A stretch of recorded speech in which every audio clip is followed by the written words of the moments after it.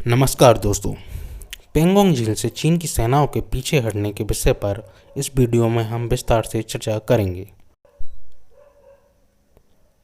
अब चीन भले ही पीछे हटने को तैयार हो गया है, लेकिन एक बात तय है कि वास्तविक नियंत्रण रेखा यानी एलएसी पर अभी हालात अस्थायी बने रहेंगे। बीते एक साल से दोनों देशों के बीच जो दरार बढ़ी है वह आसानी से भरने वाली नहीं है। पिछले साल की गर्मियों में से तमाम उतार चढ़ाव के बाद भारत और चीन के बीच तनाव घटने के संकेत मिलने लगे हैं। चीन ने पेंगोंग झील के दोनों छोरों से हटने का फैसला किया है। इसे दोनों देशों के बीच विवादों का अंत माना जाए, बल्कि विवादों की समाप्ति की दिशा में एक शुरुआत के तौर पर देखा जाना चाहिए। ऐसा इसलिए क्योंकि दोनों देशों के बीच अभी एक ही बिंदु सुलझा है, जबकि तमाम अन्य पहलू अभी भी उलझे हुए हैं। इन पहलुओं का रक्षा मंत्री राजनाथ सिंह ने संसद में भली भांति उल्लेख भी किया है। उन्होंने चीन के साथ विवादों की पूरी सूची गिनाई। चीन को ये मुद्दे सुलझाने के लिए तत्परता दिखानी होगी, क्योंकि सिर्फ पेंगोंग झील के किनारे से पीछे हटना काफ़ी नहीं होगा। वास्तव में चीन की गतिविधियों ने भारत के मन में अविश्वास का गहरा भाव भर दिया है, जिसकी भरपाई के लिए चीन को अतिरिक्त प्रयास करने होंगे। यह प्रश्न भी उभरता है कि अड़ियल चीन आखिर झुकने के लिए कैसे राजी हुआ। इसका जवाब भारत की व्यापक रणनीति में छिपा है। भारत ने चीन पर कूटनीतिक, राजनीतिक, आर्थिक और सैन्य सहित हर संभव मोर्चे पर दबाव बढ़ाकर उसे पीछे हटने पर मजबूर किया।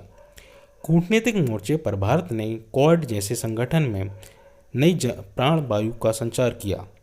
चीन की काट के लिए आकार ले रहे इस संगठन में पहले से ही सक्रिय अमेरिका और जापान के साथ भारत ने हाल में मालाबार संयुक्त युद्धाभ्यास के लिए ऑस्ट्रेलिया को भी आमंत्रित किया।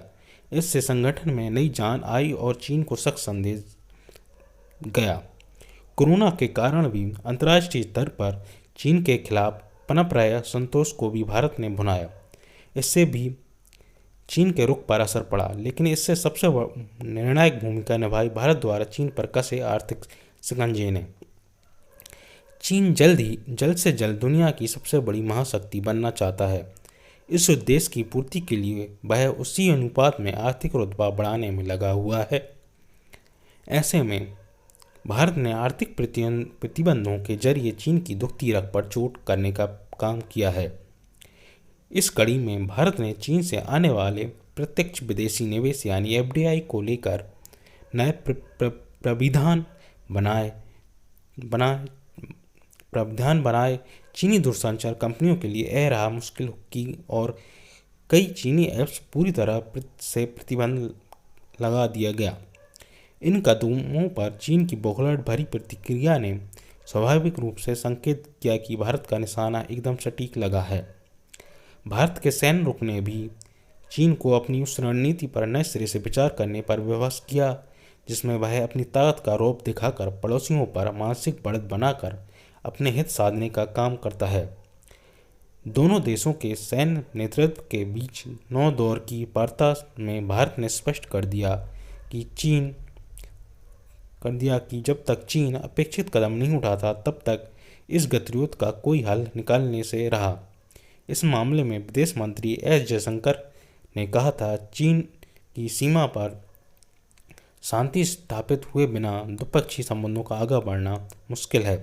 ध्यान रहे कि चीन से संबंध तब बिगड़ गए थे जब गलवान घाटी में दोनों देशों के सैनिकों के बीच बिना हथियारों के खूनी संघर्ष हुआ था और जिसमें भारत के 20 जवान शहीद हो गए थे। इस संघर्ष में चीनी सैनिक भी हताहत हुए, लेकिन उसने कभी यह स्वीकार नहीं किया। हाल में एक रूसी एजेंसी द्वारा दी गई जानकारी के अनुसार उस झड़प में चीन के 45 सैनिक मरने की बात सामने आई है। इस नुकसान से चीन को स्पष्ट संदेश मिला है कि भारत से उसे करारा जवाब मिलना तय है। वह इस तथ्य से भी भलीभांति परिचित है कि ऊंचे रण क्षेत्र में भारतीय सैनिकों जैसा अनुभव और रण कौशल उसके सैन्य बलों के पास नहीं है। भारत ने यह भी स्पष्ट कर दिया कि वह पहले पलक नहीं झपकाने वाला। भारत का रुख साफ था कि अगर चीन इस गतिरोध को लंबा खींचना चाहता है तो भारत को इससे भी गुरेज नहीं। इससे अन्य पड़ोसी देशों को भी संबल मिला जो चीन की दादागिरी से परेशान हैं। अंतर्राष्ट्रीय रुख और दबाव ने चीन को प्रभावित किया। इन दिनों दुनिया भर में भारत की वैक्सीन मैत्री वाली कूटनीति की धूम मची हुई है। भारत उन देशों को भी कोरोना का टीका उपलब्ध करा रहा है जिनसे कई नाम भारतीयों ने सुने भी नहीं होंगे। अक्सर भारतीय सत्ता प्रतिष्ठान को कुपित करने वाला कनाडा के प्रधानमंत्री जस्टिन ट्रूडो तक ने भी वैक्सीन के लिए भारत के आगे झोली फैलाई और प्रधानमंत्री ने उन्हें पूरी तरह आश्वस्त किया। इस मामले में दुनिया चीन को समस्या बढ़ाने वाला और भारत को समाधान मुहैया कराने वाला देश के रूप में देख रहा है। इसने अंतर्राष्ट्रीय स्तर पर भारत के प्रति अच्छी भावना और कौशल बनाया भावनाओं का माहौल बनाया है।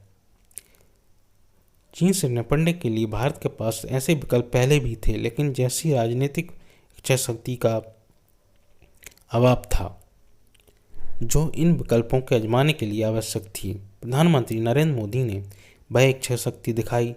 उन्होंने दुनिया को दिखा दिया कि चीन से शक्ति और संसाधनों में कम होने के बावजूद भारत उसकी आंख में आंख डालकर खड़ा हो सकता है।